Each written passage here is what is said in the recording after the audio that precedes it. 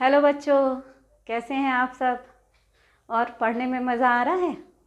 चलिए, तो आपका मेरे इजी केमिस्ट्री चैनल पर स्वागत है।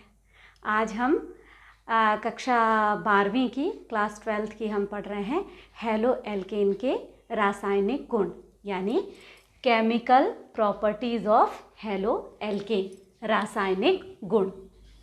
ठीक है, रासायनिक गुण। ठीक, देखिए रासायनिक गुण को 3 कैटेगरी में बांटा है। ठीक, अब मैंने इसको इसलिए पहले से लिख दिया है क्योंकि आपके जो बुक में नाम है वो भी बता दे रही हूँ। जैसे पहला कैटेगरी जो है आपके पुस्तक में लिखा है नाभिक रागी प्रतिस्थापन, है ना, नाभिक रागी प्रतिस्थापन। सामान्यतः हम उसको नाभिक स्नेही प्रतिस्थापन कहते हैं। ठीक, कई बुक में आपको नाभिक स्नेही मिलेगा और इंग्लिश में हम उसको न्यूक्लियोफिलिक सब्स्टिट्यूशन रिएक्शन कहते हैं और उसे हम एसिन रिएक्शन भी कर देते हैं। न्यूक्लियोफिलिक सब्स्टिट्यूशन को सब्स्टिट्यूशन न्यूक्लियोफिलिक रिएक्शन आप पढ़ेंगे आज, SN1 SN2, है ना। तो एक कैटेगरी याद रखें, आपकी पुस्तक में है नाभिक रागी और हम नाभिक स्नेही भी कई जगह मिलता है, और उसके अलावा इंग्लिश में न्यूक्लियोफिलिक सब्स्टिट्यूशन या उसी को एसएन रिएक्शन, और आज के वीडियो में हम यही एसएन रिएक्शन को पढ़ने जा रहे हैं। ठीक है, इसके अलावा जो दूसरी कैटेगरी है वो है निराकरण अभिक्रिया। ठीक, आपकी बुक में लिखा हुआ है निराकरण अभिक्रिया, लेकिन हम उसको कई बार विलोपन अभिक्रिया भी कहते हैं। देखिए, जो मैंने साइड में नाम लिखी हूँ उससे रिएक्शन को समझने में आसानी हो जाएगी। तो हम इसको विलोपन अभिक्रिया भी कहते हैं, या हम इसको इंग्लिश में बोलते हैं एलिमिनेशन रिएक्शन, और कहीं कहीं पर ई रिएक्शन, E1 E2 ये भी हम पढ़ेंगे। तो कई बार क्वेश्चन पेपर में भी SN1 और SN2 में अंतर बताइए, SN1 SN2 को समझाइए, इस तरह से दे देता है, इसलिए हमें ये भी पता होना चाहिए। तो ये हो गया एलिमिनेशन रिएक्शन। और तीसरा है धातुओं के साथ अभिक्रिया, रिएक्शन विथ मेटल्स। ठीक है, आपकी बुक में जो हेलो एल्केन के जो केमिकल प्रॉपर्टीज़ हैं उसको हम तीन भागों में बांट के पढ़ेंगे। एक हो जाएगा न्यूक्लियोफिलिक सब्स्टिट्यूशन रिएक्शन, एक हो जाएगा एलिमिनेशन रिएक्शन, और एक हो जाएगा रिएक्शन विथ मेटल्स। तो इसको लिख लीजिए, क्योंकि मैं बार बार नाभिक रागी ना बोल के न्यूक्लियोफिलिक सब्स्टिट्यूशन या SN1 बोल सकती हूँ, SN2 बोल सकती हूँ, निराकरण अभिक्रिया ना बोल के मैं एलिमिनेशन रिएक्शन भी बोल सकती हूँ। तो आप इसको आज नोट कर लीजिए और याद रखिए। ठीक है, तो आज हम पढ़ने जा रहे हैं फर्स्ट नाभिक रागी या नाभिक स्नेही या न्यूक्लियोफिलिक सब्स्टिट्यूशन। ठीक है, अब हम इसको समझते हैं। ठीक, देखिए न्यूक्लियोफाइल, सबसे पहले हम नाभिक स्नेही या न्यूक्लियोफाइल जो न्यूक्लियोफिलिक सब्स्टिट्यूशन देगा या नाभिक रागी कहते किसको हैं ये समझिए। देखो, जो नाभिक को फिल करे, या यहाँ से हम लें जो नाभिक को स्नेह करे, या जो नाभिक का ही राग अलापता रहे, इसलिए नाभिक रागी है, ऐसा समझ लो। तो जो नाभिक का ही राग अलापता रहेगा। और केमिस्ट्री में हम जानते हैं कि जो अपोजिट चार्ज होते हैं वो एक दूसरे को अट्रैक्ट करते हैं।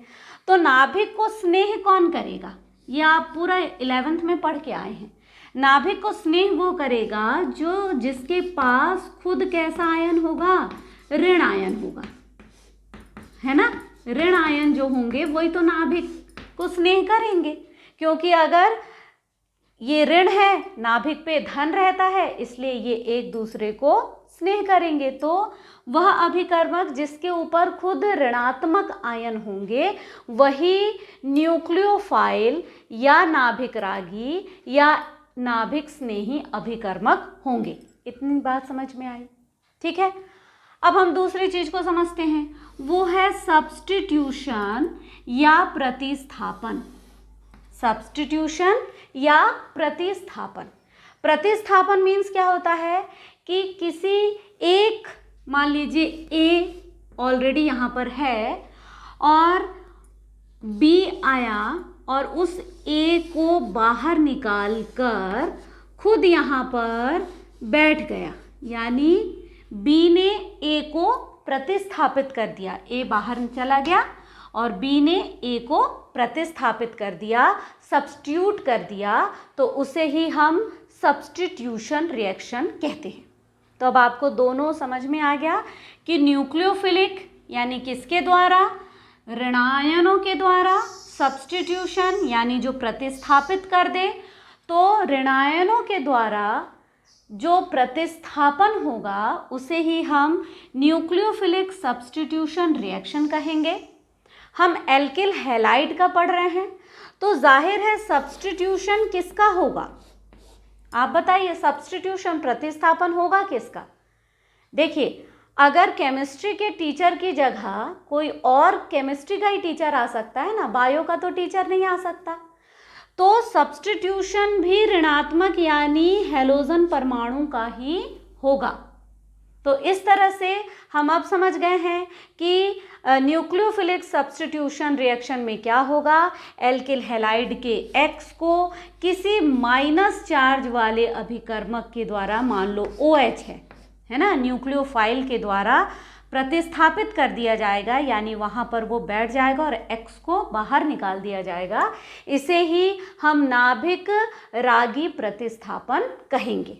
ठीक है, तो अब यह, इसको मिटा दूं, है ना, बहुत जगह घेर के रखा है, तो इसको अब हम मिटा देते हैं और अब हम इसका शॉर्ट फॉर्म में लिख लेते हैं।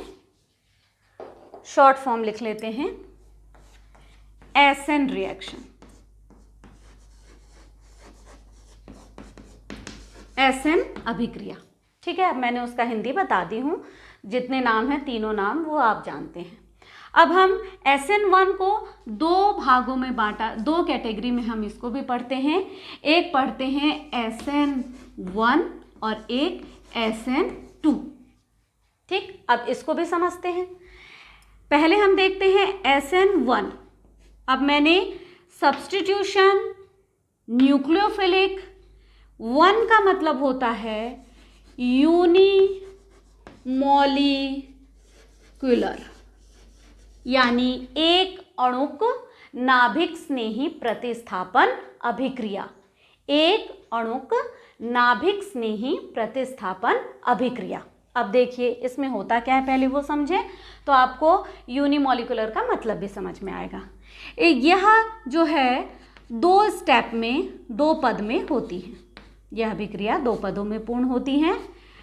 पहला जो पद होगा, फर्स्ट स्टेप, इसमें सबसे पहले होगा RH बंध का टूटना, RH बंध का टूटना और कार्बोकैटायन का बनना। दोनों चीजें एक साथ, अब टूटेगा तो बनेगा ही, और कार्बोकैटायन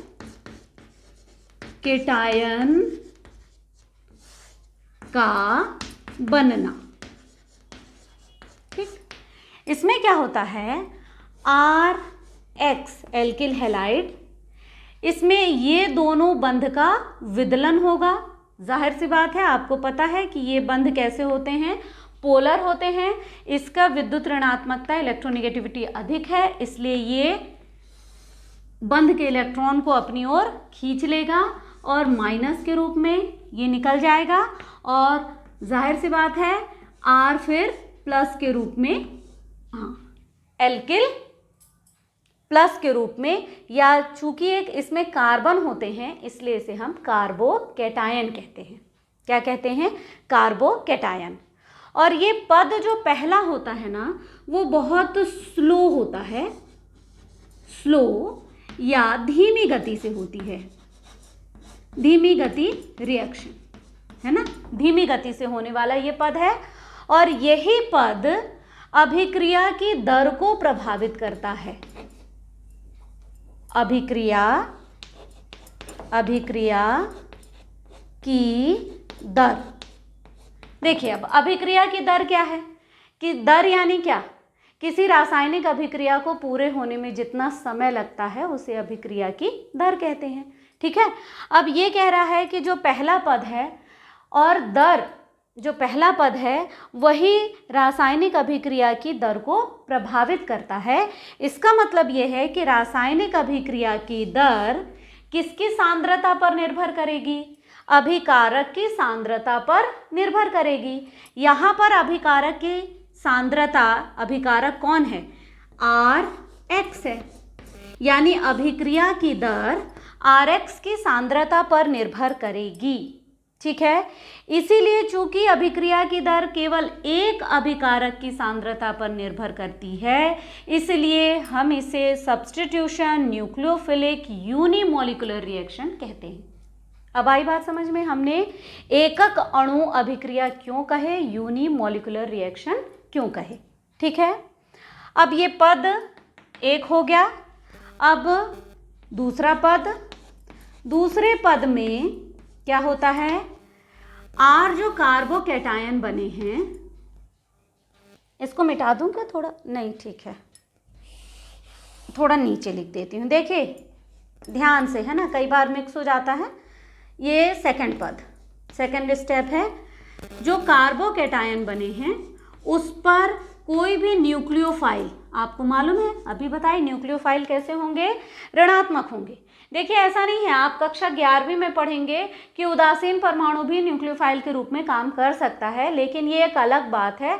अभी हम न्यूक्लियोफिलिक सब्स्टिट्यूशन रिएक्शन को पूरा देखेंगे तो फिर 11वीं का हमें पढ़ना पड़ेगा, इसलिए अभी आपको हम एल्किल हैलाइड तक ही सीमित रखते हुए बता रहे हैं। तो अब न्यूक्लियोफाइल कैसा हो गया? ये ऋणात्मक होगा और इस पद में ये जो R और ये न्यूक्लियोफाइल आपस में जुड़ जाएंगे और प्रोडक्ट बना देगा, उत्पाद बन गया। ये अभिक्रिया अत्यंत तीव्र होती है, तीव्र होगी ना, क्योंकि देखिए ये भी आयन है, ये भी आयन है, तो दोनों बहुत जल्दी से रिएक्शन करके प्रोडक्ट बना देते हैं। तो ये हो गया SN1 अभिक्रिया की मैकेनिज्म। यानी इसमें आप देखिए कि SN1 अब समझ में आ गया, सब्स्टिट्यूशन प्रतिस्थापन हुआ है न्यूक्लियोफिलिक न्यूक्लियोफाइल के द्वारा। यूनिमोलिकुलर क्यों लिखा? क्योंकि रेट ऑफ रिएक्शन यानी अभिक्रिया की दर केवल Rx की सांद्रता पर निर्भर करती है, इसलिए यूनिमोलिकुलर। ठीक है, अब इसको मिटा दूं।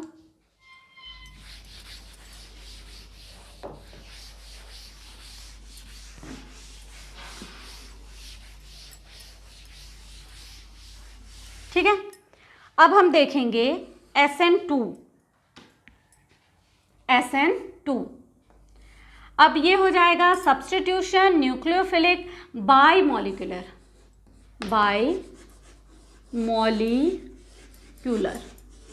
यानी कि द्विक अणुक मैकेनिज्म या क्रिया विधि। ठीक है, द्विक अणुक क्रिया विधि। इसमें क्या होता है, ये एक ही पद में होता है, एक पद में होता है। ठीक है, इस पर न्यूक्लियोफाइल का आक्रमण, देखिए न्यूक्लियोफाइल का किसके ऊपर आक्रमण?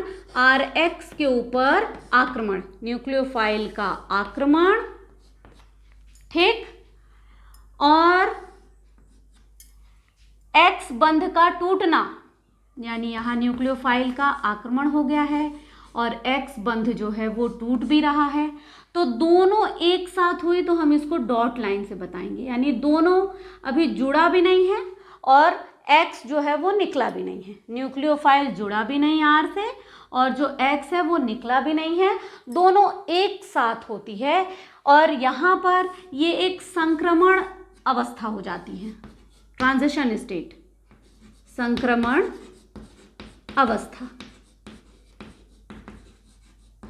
ठीक है, और इसके बाद, इसके तुरंत बाद साइमल्टेनियसली यानी बिल्कुल तुरंत सबसे पहले क्या हुआ, न्यूक्लियोफाइल का RX पर आक्रमण हुआ और न्यूक्लियोफाइल जुड़ रहा है और हेलोजन परमाणु टूट रहा है, यानी ये बंध जो है वो टूट रहा है।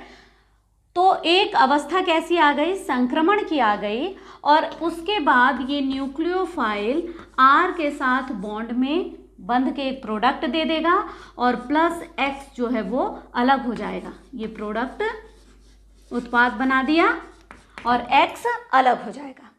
अब देखिए इसको हम बायोमोलिकुलर क्यों कह रहे हैं, क्योंकि जो रेट ऑफ रिएक्शन है, रेट ऑफ रिएक्शन अभिक्रिया की दर, ठीक है, यह किस पर निर्भर कर रही है। देखिए ये होती है स्लो, यानी धीमी गति की से होती है।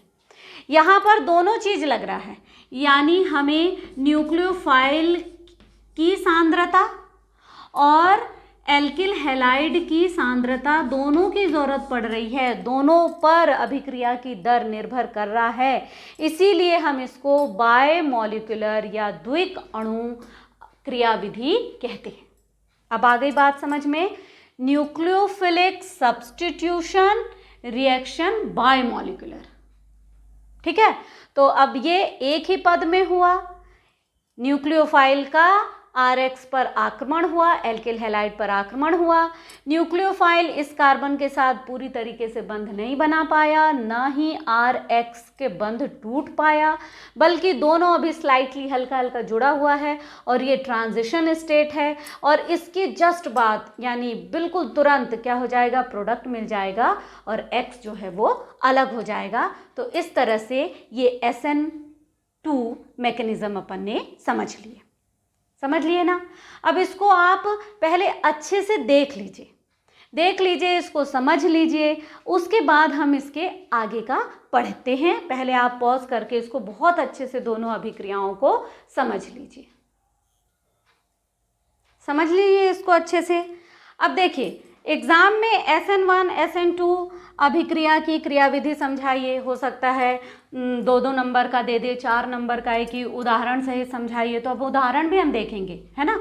लेकिन अब हम कुछ ये जो SN1 SN2 अभिक्रिया को प्रभावित करने वाले कुछ कारक पढ़ेंगे, फैक्टर, है ना। कुछ कारक क्या क्या निर्भर करता है, किस किस बात पे SN1 और SN2 अभिक्रिया निर्भर करती है, उस पर देखिए, ठीक है।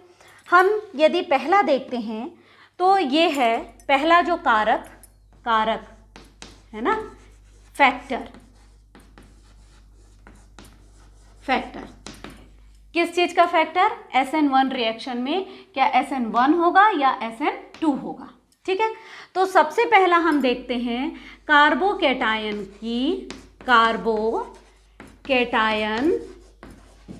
का स्थायित्व, कार्बोकैटायन का स्थायित्व,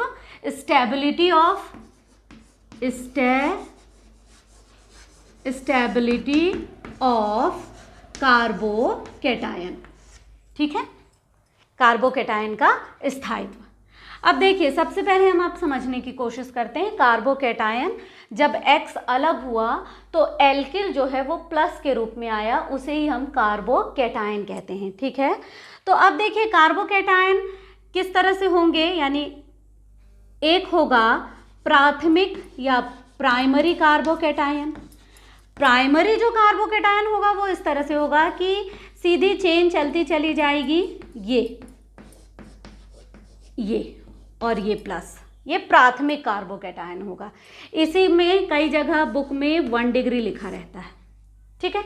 इसी को हम नॉर्मल, वैसे वो नॉर्मल तो नहीं आता, 1 डिग्री लिखा होता है। उसके बाद एक ऐसा कार्बोकैटायन हो सकता है सेकेंडरी,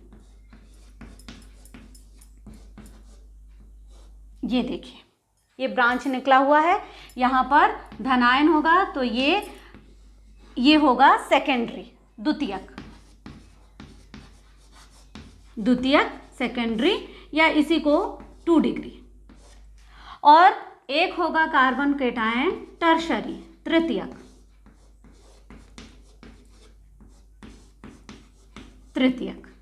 ये एक कार्बन केटायन, ये क्या हो गया 3 डिग्री या तृतीयक कार्बोकेटायन।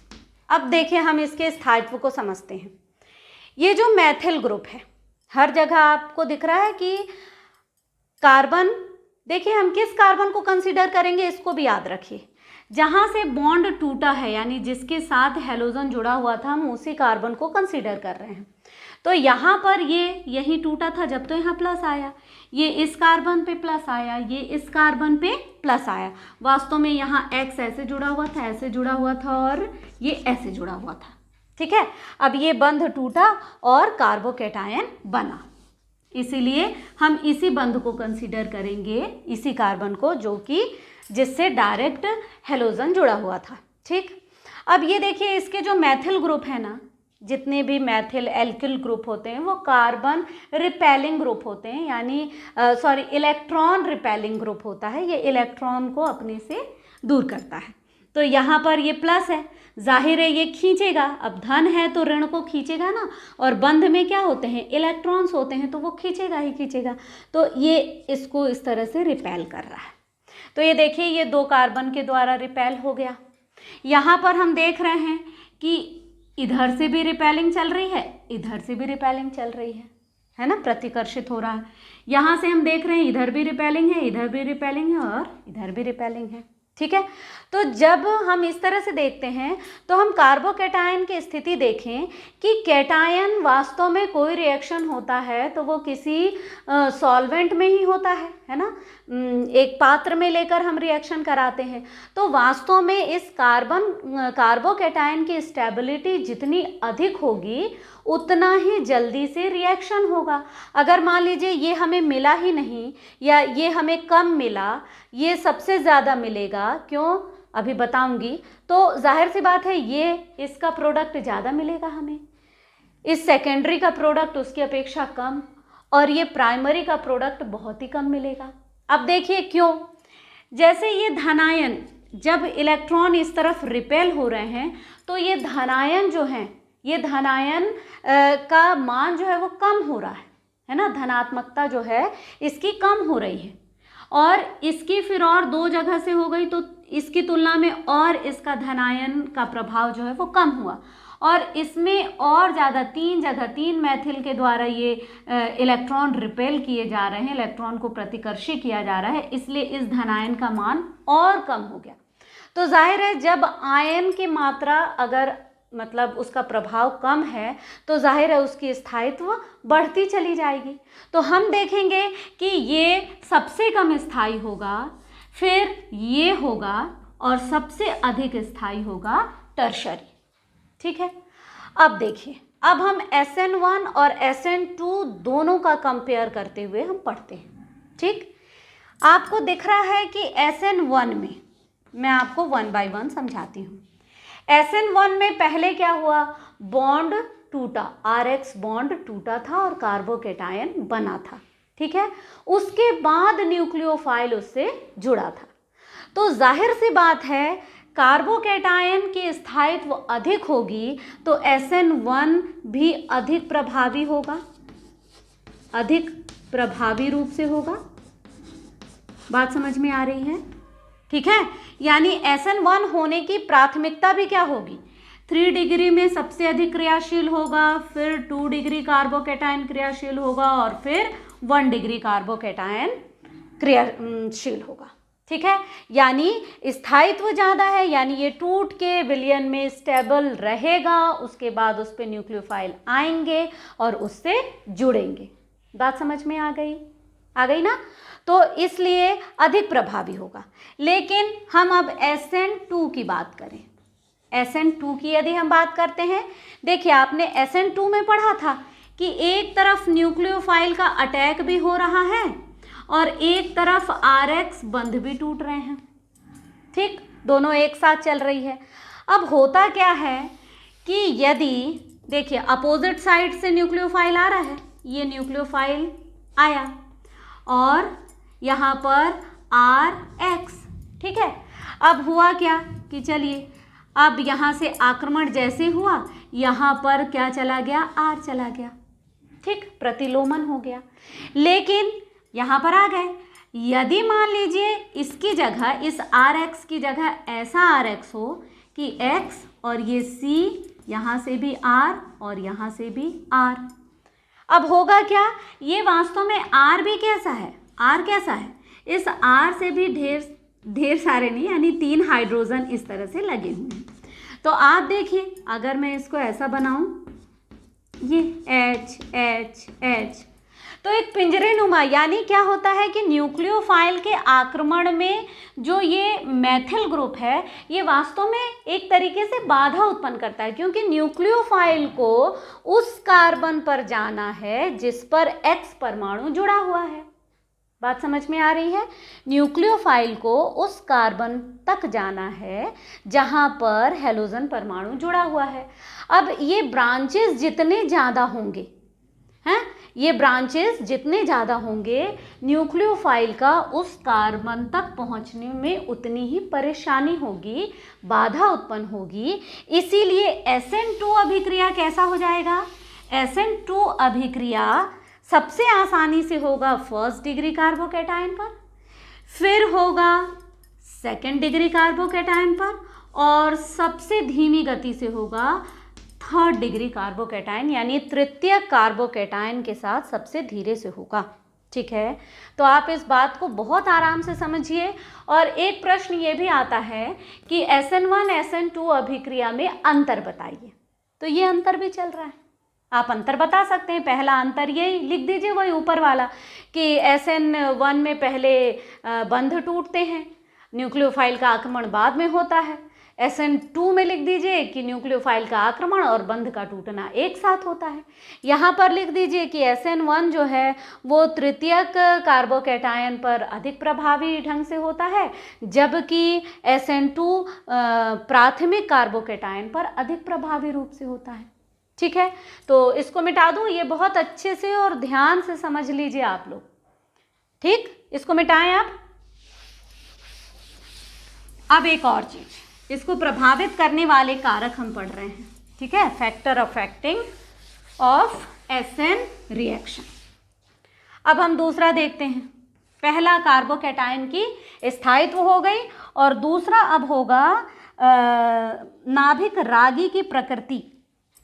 नाभिक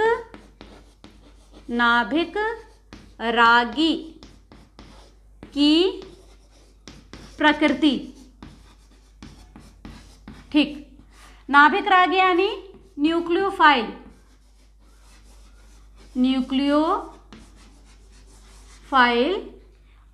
नेचर ऑफ न्यूक्लियोफाइल।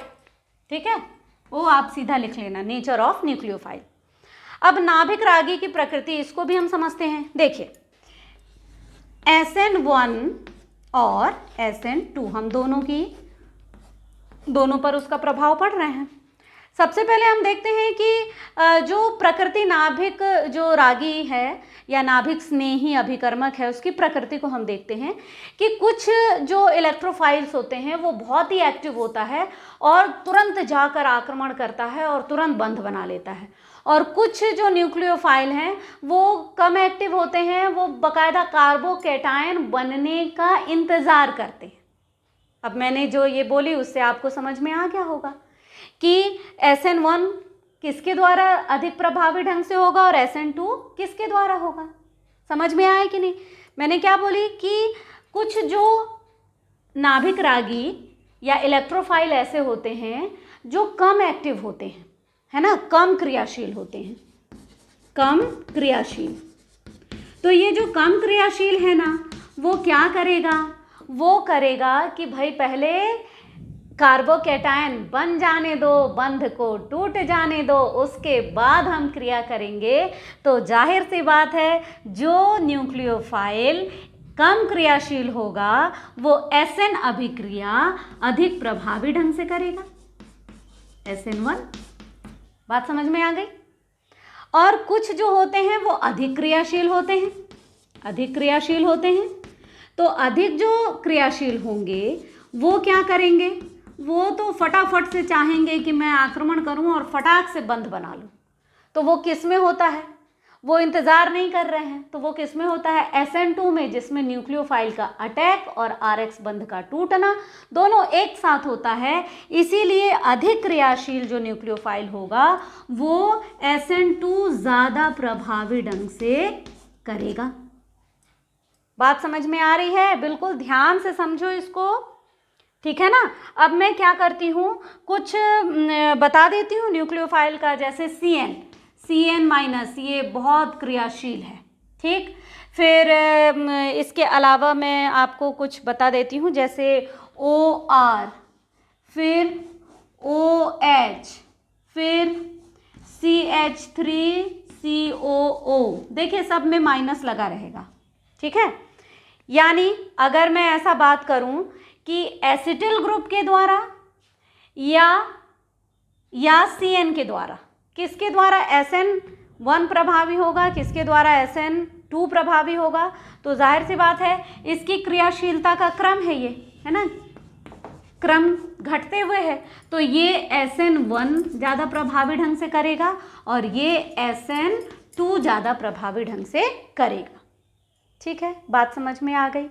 तो ये भी एक अंतर भी हो गया और प्रभावित करने वाले कारक को भी हमने देख लिया, ठीक। अब इसको मिटा दें।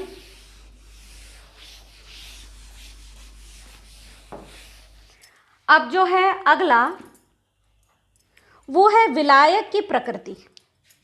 तीसरा जो है वो है विलायक की प्रकृति, nature of solvent, nature of solvent, ठीक है, विलायक की प्रकृति। अब देखिए विलायक हमको मालूम है एक पोलर होता है, एक नॉन पोलर, यानी ध्रुवीय होता है और अध्रुवीय होता है। अब फिर वही बात है कि जो पोलर होगा आयन, अब हम इसमें SN1 और SN2 देखते हैं कौन प्रभावी ढंग से होगा।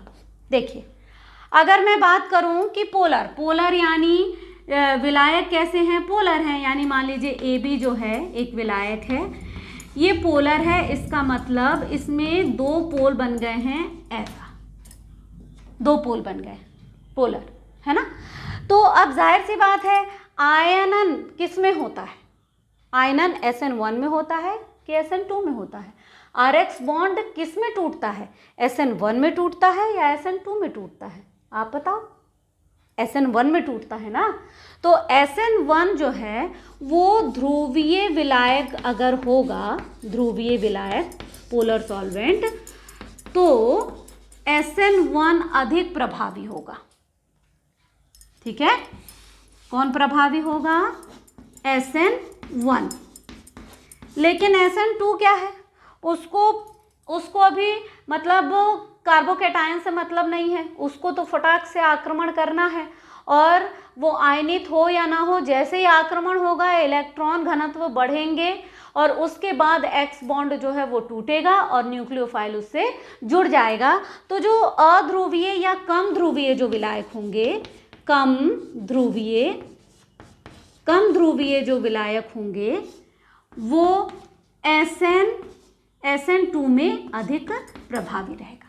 तो हमने ये 3 फैक्टर पढ़ लिए। देखो अब आपका 2 क्वेश्चन हो गया। एक ये है कि SN1 SN2 को समझाइए, कई बार यही देता है कि न्यूक्लियोफिलिक सब्स्टिट्यूशन रिएक्शन को बताइए और इसके दोनों प्रकार को बताइए। तो 1 नंबर का वो दे देता है, 1.5 नंबर के वो दे देते हैं SN1 SN2। कई बार ऐसा होता है कि SN1 SN2 अभिक्रिया में अंतर लिखिए, पूरे 4 नंबर का दे देता है। तो हम उसमें ढेर सारे अंतर लिख सकते हैं, एक आध उदाहरण भी लिख सकते हैं जिसको हम आगे पढ़ेंगे। अभी तो हमने जो केमिकल प्रॉपर्टीज़ है उसमें हम मेन SN1 और SN2 को आज अच्छे से समझ रहे हैं, ठीक। अब इसमें जो थोड़ा सा और है इसको मिटा दूं, है ना। फैक्टर अपन ने पढ़ लिए। अब इसमें थोड़ी सी जो और चीज़ आपकी बुक में लिखी हुई है ना, वो है त्रिविम, उसका त्रिविम प्रभाव, ठीक। किसका त्रिविम प्रभाव, SN1 और SN2 का त्रिविम प्रभाव। ये आपकी बुक में लिखा हुआ है, ठीक है। तो उसके पहले हम थोड़ा सा देखते हैं कुछ शब्दों को, है ना, जो त्रिविम को त्रिविम को समझा सकता है, जो त्रिविम यानी stereo effect,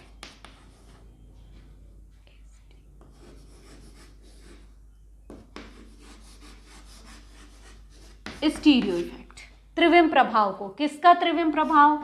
SN1 SN2 reaction का, ठीक है।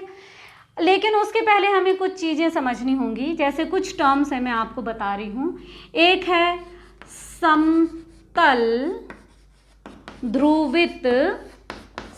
ध्रुवित प्रकाश, या इसी को हम बोलते हैं plane polarised light, plane, P for plane, polarised light, PPL, ठीक। अब ये क्या होते हैं हम इसको पहले समझते हैं। देखिए, एक यदि प्रकाश पुंज है, ये बल्ब है, तो आपको पता है कि ये प्रकाश पुंज सभी दिशाओं में अपना प्रकाश फैलाता है, ये अपने को पता है, ठीक है ना। ये क्या है? ये प्रकाश पुंज है, कोई भी बल्ब, कुछ भी, तो ये सभी दिशाओं में अपना प्रकाश फैला रहा है। लेकिन इसी प्रकाश की किरणों को यदि हम एक निकोल प्रिज्म, ठीक है,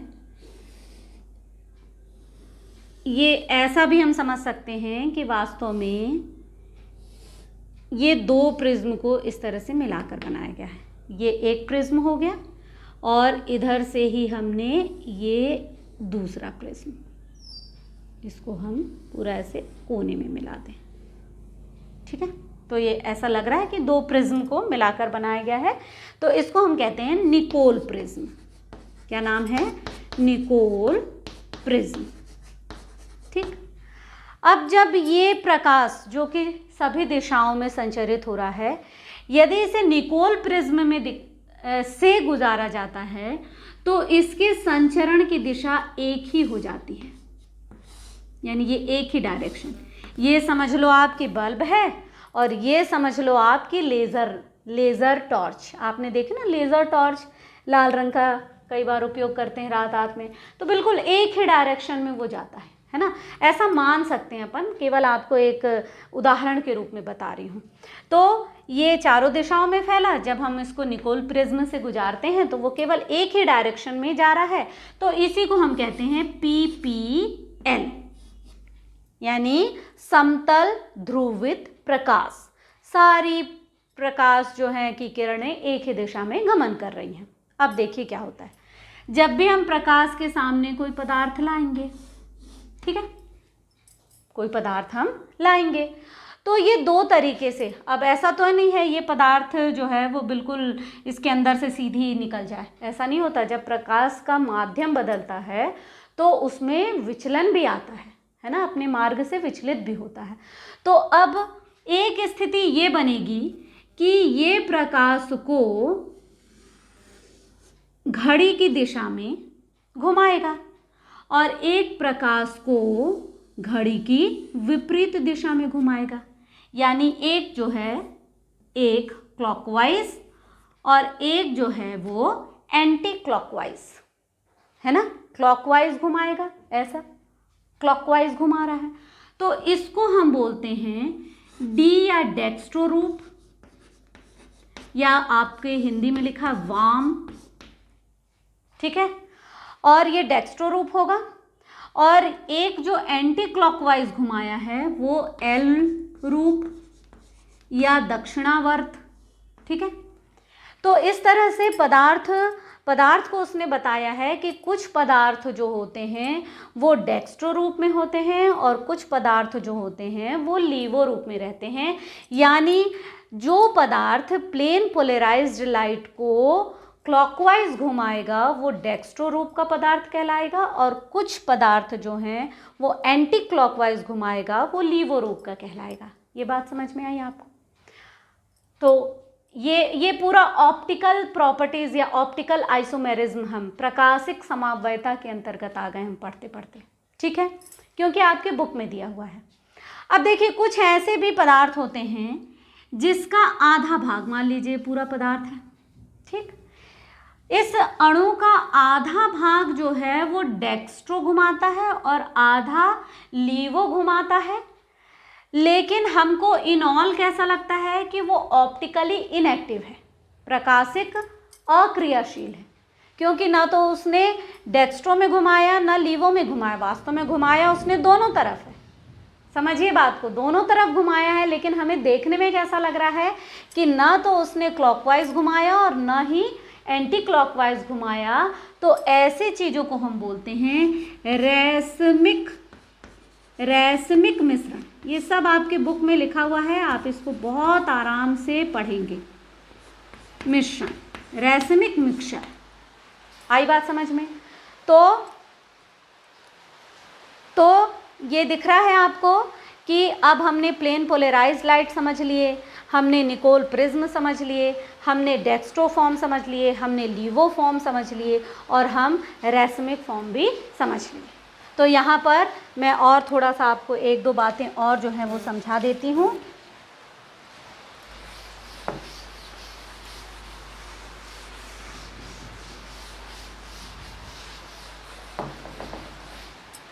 एक चीज़ होती है, इसमें लिखा हुआ है सिमेट्री और एसिमेट्री, यानी सममिति और असममिति, सममिति और असममिति। देखो कहीं में बड़ी की मात्रा लग गई, कहीं में छोटी, चले समझ में आ गया ना। सममिति और असममिति यानी सिमेट्री और एसिमेट्री। अब देखिए क्या होता है। सममिति मतलब होता है कि ये कार्बन है और इसकी 4 संयोजकता है।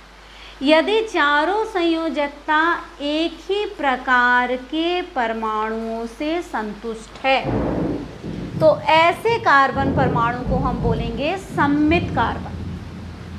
फिर से सुनो, कार्बन की 4 संयोजकता यदि एक ही प्रकार के परमाणुओं से संतुष्ट है तो हम उसे कहेंगे सममित कार्बन। लेकिन यदि कार्बन की संयोजकता अलग अलग परमाणु या समूह से संतुष्ट है, ये देखें, तो इसको हम कहते हैं असममित कार्बन। इसको हम क्या कह देते हैं? असममित कार्बन। देखिए यहाँ पर ये अलग ग्रुप से जुड़ा है, ये अलग ग्रुप है, ये अलग और ये अलग।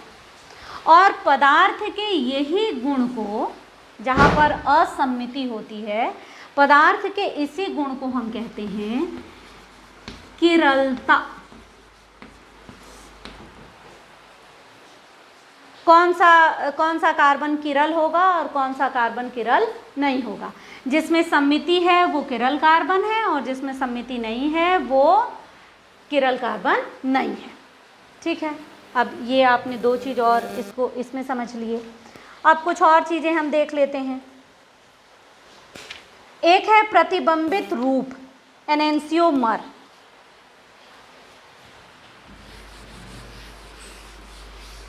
देखो ये मैं इसलिए समझा रही हूँ, अभी आपको बिल्कुल लास्ट में ज़रा सा समझ में आएगा कि हम इसको क्यों पढ़ रहे हैं SN1 और SN2 के इस परिप्रेक्ष्य में।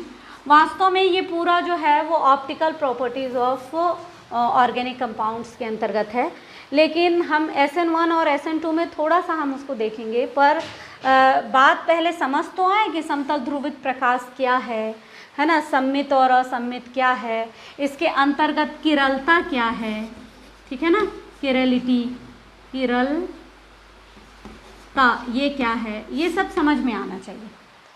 उसके बाद तीसरा जो है वो है प्रतिबिंब रूप या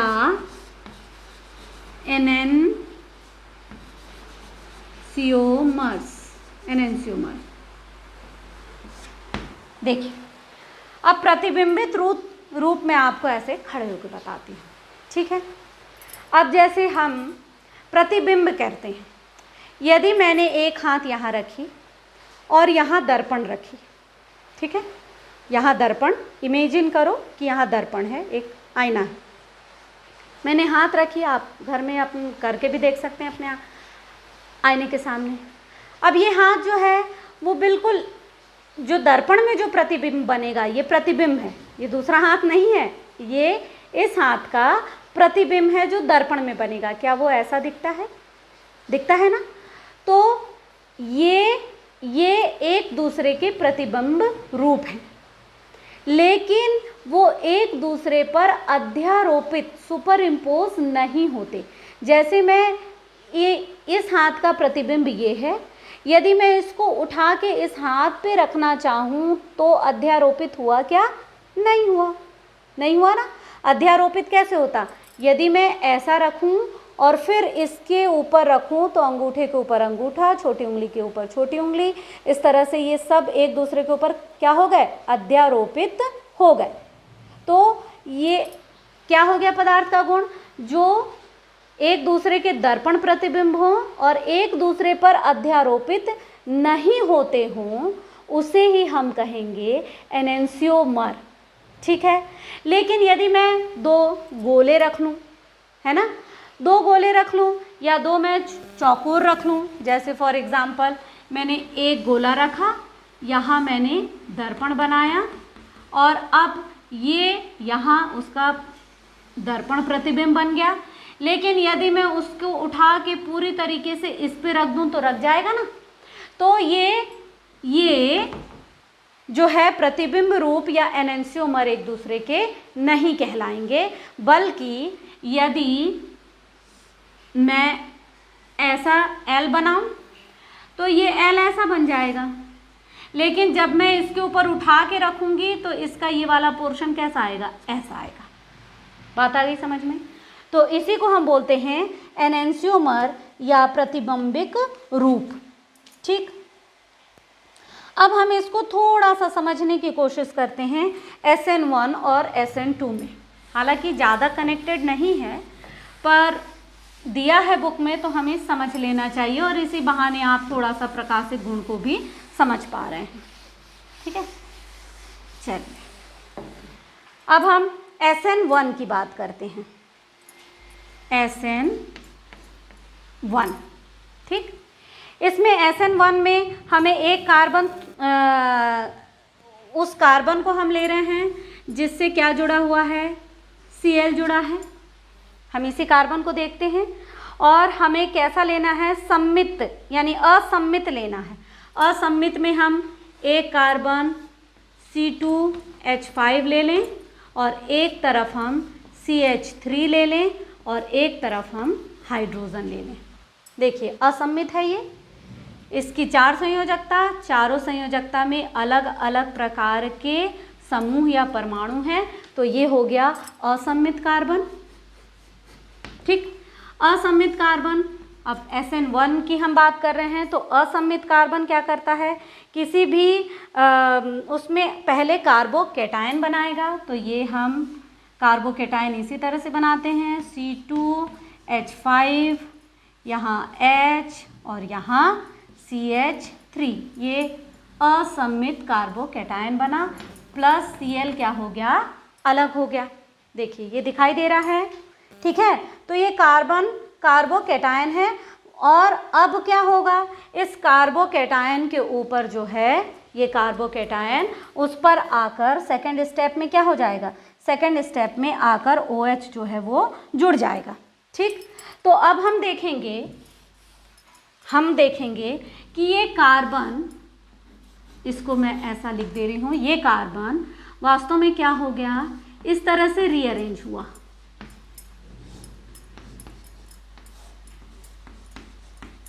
ठीक।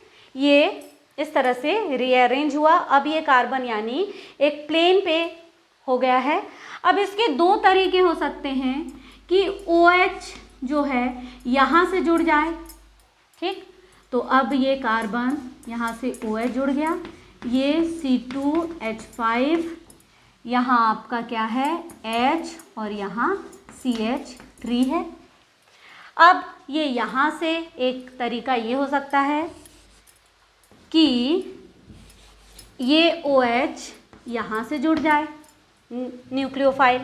तो ये जो बनेगा वो क्या बनेगा, ये कार्बन, ये C2H5, ये H, ये हो गया, थोड़ा सा हम तिरछा तिरछा लिख रहे हैं जैसा आपकी उसमें लिखा हुआ, ये H, ये CH3 और यहाँ पर आ गया ये OH। अब देखिए, ये देखिए कि इसमें थोड़ा सा प्रतिबिंब विरूप, अब इसको हम मिटा दें तो ये दोनों, ये और ये देखिए इसमें थोड़ा सा प्रकाशित गुण जो अपन ने पढ़े हैं वो हल्का सा प्रदर्शित, यानी हल्का सा नहीं प्रदर्शित हो रहा है, हमें इसे मिटा देना है। आप इसको मिटा के और उन दोनों को आप रख के देखिए कि हमने जो अभी पढ़े हैं वो कौन कौन से रूप, क्या डेक्स्ट्रो रूप दिखाएगा, क्या लीवो रूप दिखाएगा। अगर हम OH के अकॉर्डिंग देखें, OH, तो ये अगर OH का हम मूवमेंट देखें प्लेन पोलराइज लाइट को, यदि ये इस तरफ घुमा रहा है और यहाँ पर कुछ गड़बड़ हो गया है, यहाँ से OH, एक OH जो है ये इस तरफ से जुड़ेंगे और एक OH जो है इधर मैंने जोड़ दिया, इसको वास्तव में OH यहाँ से जुड़ना है, ये तो ये प्लेन पोलराइज्ड लाइट को इस तरफ घुमाएगा। तो ये घुमा रहा है डेक्स्ट्रो और ये घुमा रहा है लीवो। यही ऑप्टिकली जो प्रॉपर्टीज़ है वो समझाने के लिए ही SN1 और SN2 की यहाँ पर बात किया है उसने, ठीक है। तो अब आप इसको नोट कीजिए और थोड़ा लिखिए अच्छे से।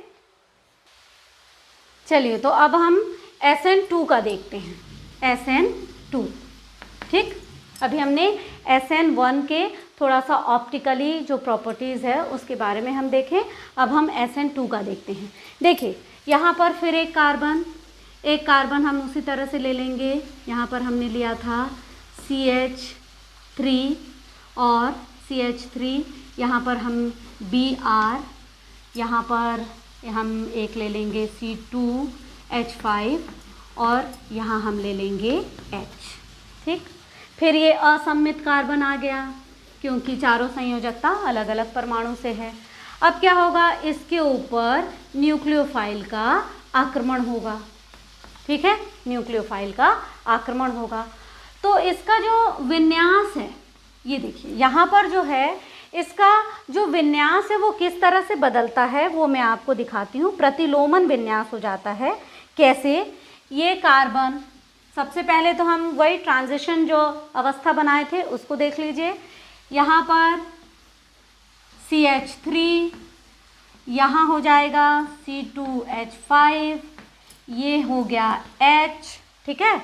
और यहाँ डॉटेड लाइन से हमने जोड़े थे न्यूक्लियोफाइल और ये भी डॉटेड लाइन से हो जाएगा Br। ये ट्रांजिशन स्टेट बनी थी क्या SN2 में, देखो बनी थी ना।